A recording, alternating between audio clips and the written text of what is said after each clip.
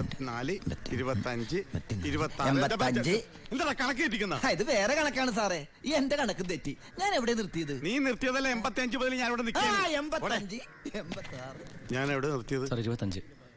27, 28, 95, 96, 97, 98, 99, 100.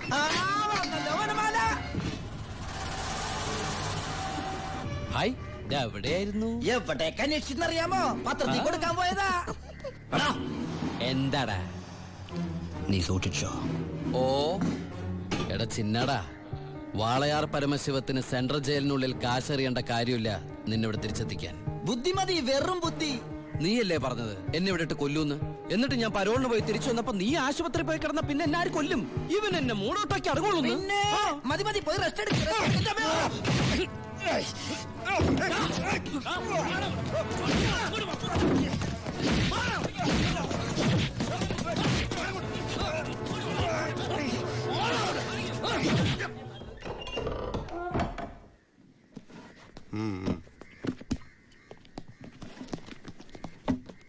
നിന്റെ ആരാടാ ദുബായിലുള്ളത്?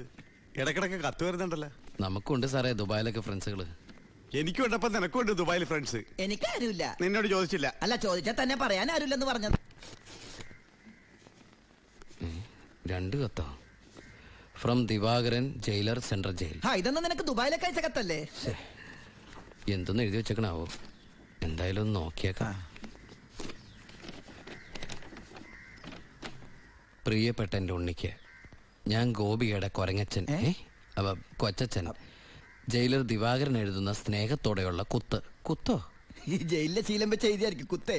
കുത്തും കത്തും തിരിച്ചറിയാത്ത നമ്മൾ തമ്മിൽ നേരിട്ട് പരിചയമില്ലെങ്കിലും എനിക്ക് ഗിഫ്റ്റ് ആയിട്ട് DVD, TV, മൊബൈല്, ഇതൊക്കെ അയാളുടെ അപ്പനോടൊന്ന് ചോദിക്കട്ടെ. ബാലുവിന്റെ കത്താ.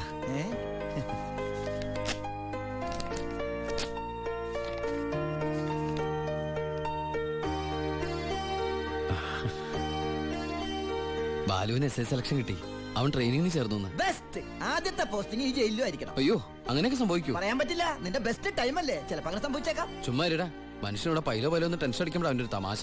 എന്നാ നീ ഒരു മറുപടി എഴുത്. നിന്റെ ശിക്ഷ കഴിഞ്ഞിട്ട് ജോലിക്ക് കയറിയാ മതി. എടാ മണ്ട, ഒരു കത്ത് ഞാൻ എഴുതിയാലും വീട്ടിൽ നിന്ന് എഴുതിയാലും കയ്യിലെത്താൻ 1 മാസം എടുക്കും. ദുബായിലുള്ള എന്റെ ഫ്രണ്ട് കാസമിന്റെ പണിയാ കത്തുകൾ അങ്ങോട്ടും ഇങ്ങോട്ടും കൈമാറി അയച്ചോണ്ടിരിക്കുന്നത്. ഇത് ഞാൻ എഴുതിയ കത്താണല്ലോ. ചേട്ടാ, ഈ കത്ത് എങ്ങനെ ഇവിടെ വന്ന്? സാർ ആരെ നോക്കണത്? ഇത് കണ്ട, ഞാനിത് ദുബായിക്ക് എഴുതിയ കത്ത. ഇതെങ്ങനെ ഇവിടെ വന്നു? ഇനി ആ പോകുന്ന വിമാനത്തിൽ നിന്നെങ്ങാനും വിടതായിരിക്കോ? ആ വിമാനത്തിന് ഓട്ടയുണ്ടോ? അങ്ങനെയാണെങ്കിൽ ഇത് ആര് പൊട്ടിച്ചോ? അല്ല, ഈ പൈലറ്റുമാര് വെറുതെ ഇരിക്കുമ്പോ എങ്ങനെ വായിച്ചു? റെസ്പോൺസിബിലിറ്റി ഇല്ലാത്ത തെണ്ടികൾ, അന്യരുടെ കത്ത് വായിക്കുന്ന പട്ടികൾ. അല്ല, അനാവശ്യമായിട്ട് എന്തെങ്കിലും കത്തിൽ എഴുതിയിരുന്നു? എല്ലാ ആവശ്യമുള്ള സാധനങ്ങളാ. DVD, TV, mobile. ഇതിപ്പോ എന്റെ കൈ കിട്ടിയ നന്നായി. ഇല്ലെങ്കിലോ ഞാൻ ഈ സാധനങ്ങൾ പ്രതീക്ഷിച്ചിരിക്കില്ലേ? ഏതായാലും ഞാൻ ഇതൊന്നും കൂടി പോസ്റ്റ് ചെയ്യാൻ പോയത്. പൈലറ്റ് കൂടി പുറത്ത് എഴുതിക്കോ. അതെന്തിനാ? ഇല്ലെങ്കിൽ ഇനിയും പൊട്ടിച്ച് വായിച്ചാലോ? എഴുതി പോസ്റ്റ് ചെയ്യാം. ഈശ്വര, 1 മാസം കൂടി കഴിയുമ്പോ ഈ കത്ത് തന്നെ ഞാൻ ഒന്നുകൂടി വായിക്കേണ്ടി വരുമല്ലോ.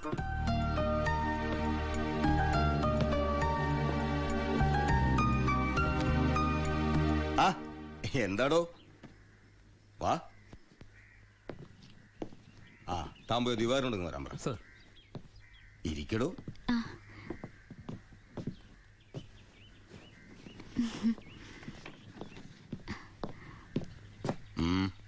സർ, സി ബ്ലോക്കിൽ ചിന്നാടനും പരമശിവനും തമ്മിൽ വീണ്ടും തല്ലുണ്ടായി. അവൻ പല തവണയായി ചിന്നാടന്റെ മെക്കെട്ട് കയറണം. താൻ പോയി തൂക്കിയെടുത്തോളൂ ആ പരമശിവത്തെ. നിനക്ക് എന്തിന്റെ സൂക്കേടാണ്? മറ്റുള്ളവരോട് മര്യാദയ്ക്ക് പെരുമാറാൻ നിനക്ക് ഇവനോട് മാത്രം എന്താ ഇത്ര വലിയ സൂക്കേട്? സൂപ്രണ്ടിന്റെ കൈ കിട്ടിയാലുണ്ടല്ലോ പിന്നെ എനിക്കൊന്നും ചെയ്യാൻ പറ്റില്ല. അവനാണെങ്കിൽ സൂപ്രണ്ടിന്റെ ആളും. സാറാരാളാ? ഞാൻ വതളങ്ങിയ അങ്ങോട്ടും ഇങ്ങോട്ടും അറിയും. എന്താന്ന്? എനിക്കും ജീവിക്കണ്ടോ? അച്ഛന്റെ അസുഖം എങ്ങനെയുണ്ട്? പ്രഷർ പെട്ടെന്നൊന്ന് കൂടി, കുഴഞ്ഞു വീണു. ഉടനെ ഇങ്ങോട്ട് കൊണ്ടുവന്നു. ഇവിടെ ഇപ്പോ മെഡിക്കൽ കോളേജിൽ അഡ്മിറ്റ് ചെയ്തിരിക്കുക. അതുകൊണ്ട് നേരിട്ട് പറയാൻ വന്നതാ. ഓ, ഇങ്ങോട്ട് കൊണ്ടുപോടോ. ചെല്ലറങ്ങട്.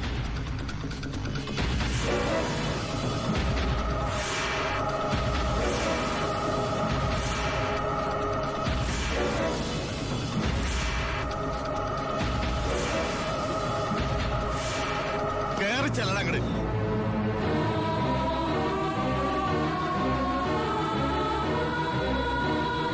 തിന്നിട്ട് എല്ലിന്റെ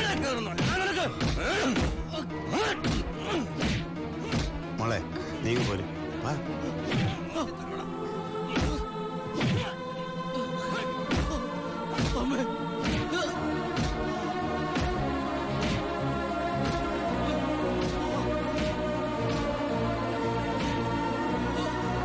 വാ.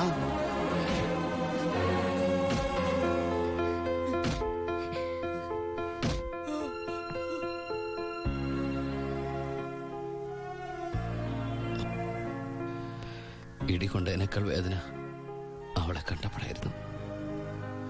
ഇനിയിപ്പോ വീട്ടുകാരറിയും, നാട്ടുകാരറിയും. അടുത്ത വണ്ടിക്ക് എന്റെ കുടുംബം മൊത്തം ഇവിടെ എത്തും.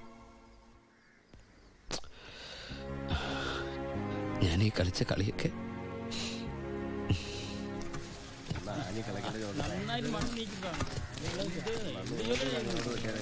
പരമശിവം, നിനക്കൊരു വിസിറ്റർ ഉണ്ട്. വാ. ഈശ്വര, അമ്മയായിരിക്കും.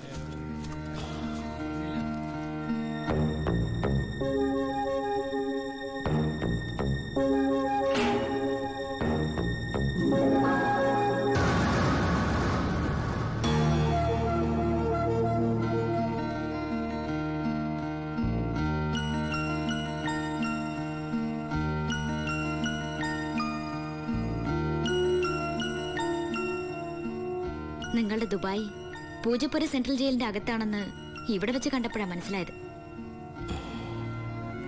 താൻ എന്താ എന്റെ അടുത്ത് പറഞ്ഞത്? അന്ധയായ പെൺകുട്ടി തനിക്ക് വേണ്ടി കണ്ണിൽ എണ്ണ ഒഴിച്ച് കാത്തിരിക്കുകയാണെന്ന്, അതും ക്രിസ്ത്യാനി ഷേക്കിന്റെ വീട്ടില്, അല്ലേ? അച്ഛനും കൊച്ചച്ഛനും അറിയാതെ ഞാൻ ഇവിടെ വന്നത് നിങ്ങളെ കണ്ട് രണ്ട് വർത്താനം പറയാനാ. പാവ അമ്മ മൂത്ത മോനെ കുറിച്ച് പറയുമ്പോ 1000 നാവാ. ഒരു കുടുംബം മുഴുവൻ അവിടെ നിങ്ങളെ സ്നേഹിച്ച് കൊല്ലുക. എന്നിട്ട് ഇനി അവരെ ചതിക്കാൻ ഞാൻ സമ്മതിക്കില്ല. എല്ലാവരും അറിയണം. ഞാൻ അറിയിക്കും. അറിയിച്ചോളൂ. കുട്ടി പറഞ്ഞത് ശരിയാ. ഞാൻ എല്ലാവരും പറഞ്ഞു പറ്റിക്കുക, മനഃപൂർവ്വ. പിന്നെ ഞാൻ എന്താ പറയേണ്ടത്? ജയിലിൽ കിടക്കണമെന്നോ? സത്യം പറഞ്ഞ അവരുടെയൊക്കെ സന്തോഷം നശിപ്പിക്കണമായിരുന്നു ഞാൻ. വിശ്വസിക്കാമെങ്കിൽ വിശ്വസിക്കാം. ഈ കൈകൊണ്ട് ഞാൻ ആരും കൊന്നിട്ടില്ല. പക്ഷെ കൊലപാതക എന്ന പേരില് ഞാൻ ഈ ജയിലിൽ കിടക്കുന്നതിന്റെ കൂലിയാ മാസം മാസം എന്റെ വീട്ടിലെത്തുന്നത്. അതുകൊണ്ട് അവരൊക്കെ അവിടെ ജീവിതത്തിൽ ഈ നിമിഷം വരെ എന്റെ ഭാവിയെ കുറിച്ച് ഞാൻ ചിന്തിച്ചിട്ടില്ല. താനിപ്പോ പറഞ്ഞില്ലേ എല്ലാരും ഞാൻ ചതിച്ചെന്ന്. പരോളിനിറങ്ങി എനിക്ക് വേണമെങ്കിൽ തന്നെ കല്യാണം കഴിക്കായിരുന്നു. അതിനുശേഷമാണ് താൻ എന്നെ ഇവിടെ വെച്ച് കാണുന്നെങ്കിലോ? ഞാനൊരു ക്രൂരനും കൊലപാതകമായിട്ട് തനിക്ക് തോന്നുന്നുണ്ടെങ്കിൽ പറയാം, എല്ലാം പറയാം, എല്ലാരോടും പറയാം. ഒരു കള്ളക്കഥയുണ്ടാക്കി തന്നെ ഞാൻ വിശ്വസിപ്പിക്കാൻ ശ്രമിച്ചത് തന്നോടുള്ള ഇഷ്ടക്കുറവുണ്ടല്ല, നിന്നെ എനിക്ക് ഒരുപാട് ഇഷ്ടമായതുകൊണ്ടാ.